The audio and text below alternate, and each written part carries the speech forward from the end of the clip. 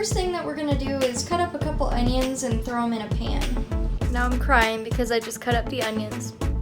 It's fine.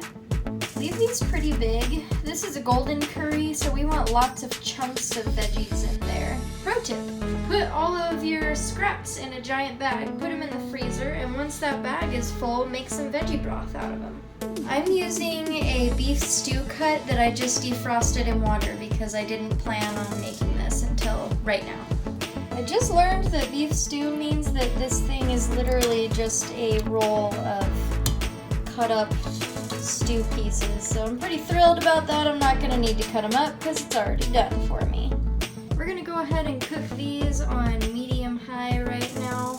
Let's go ahead and put a little bit of oil in. I'm going to use some sesame oil just because I think that's going to give our curry a really nice flavor.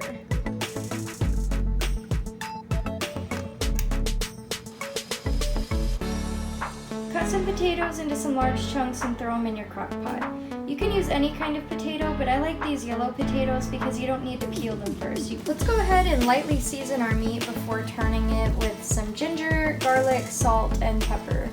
If you have fresh ginger, it's definitely going to be better, but like I said, I didn't really plan to make this. It just kind of happened, and this stuff works just fine. So we're going to take a couple of these cubes and pop them in the crock pot on top of the potatoes. A lot of people will just take their raw meat and put it in the crock pot and it'll come out just fine, but I like to give mine more flavor. Let's go ahead and add our roughly chopped garlic. As soon as that garlic becomes fragrant, we're going to take the pan off the heat because we're ready to transfer to the crock pot now. We're going to want to shake off all the extra oils and fatty bits that are on these. We're going to go ahead and transfer the onions and the meat over now, which is going to leave behind that scummy residue that we don't want in our curry. Now that we've got our meat in here, let's open our second box of curry and throw the rest of the cubes on top. Now we're going to add our vegetables. This part is easy because you can add whatever you have in your fridge and it's probably going to be good. I thought that these mini peppers were actually going to be super gross the first time I put them in, but it's the only vegetable I had, so I just winged it and it turned out really delicious. I'm going to cut up the celery and the carrots a little bit more before I throw them in. Alright, my crock pot is chock full of all of the veggies that I have on hand. Now we're going to move it over to the faucet and we're going to fill water up to the top, cover it, and put it on high for about 2 hours. I also like to keep an extra box of curry on hand just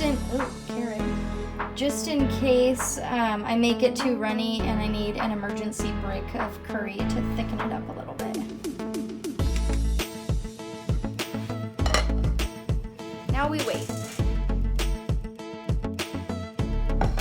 You can tell it's really starting to thicken up now. I'm just gonna give it a good stir. There's still some residue in there from the bricks, so I know that they're still breaking down. I'm not going to panic and add some bricks in yet, even though this is really watery, but the veggies are starting to get soft and the meat looks like it's starting to get pretty tender. I am going to go ahead and add some Worcestershire sauce and some honey. It just makes it a bit more flavorful.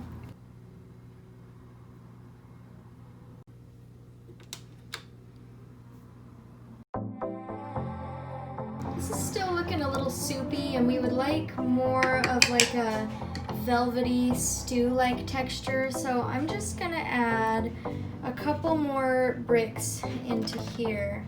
This is starting to get really creamy and the bricks are still dissolving in there, so I know it's only going to get thicker, which is nice. I think that Timmy is probably going to be home in about an hour or two, so I'm going to add the broccoli, and then when he texts me that he's on his way, I'm going to go ahead and start on the rice. Timmy's going to be heading home soon, so I'm going to go ahead and make the rice. If you're cooking rice that isn't pre-washed, don't forget you do have to wash your rice. Just swish it around in the water like this, and it's going to make this kind of gross, milky water that you want to pour out. I usually do it like 5 to 10 times, depending on how starchy it is. Timer just went off. Let's check it out. Ooh.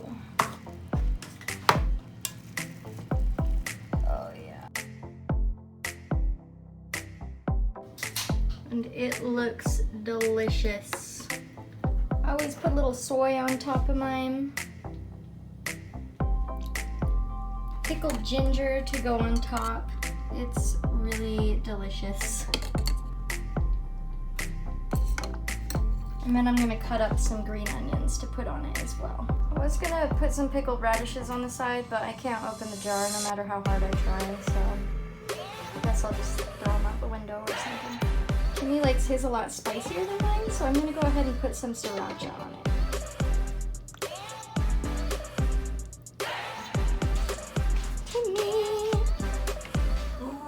Chloe, thank you so much. You're welcome. You're a very good person. No, you. A little bit of curry. A little bit of Animal Crossing. A little bit of petting the cats going on.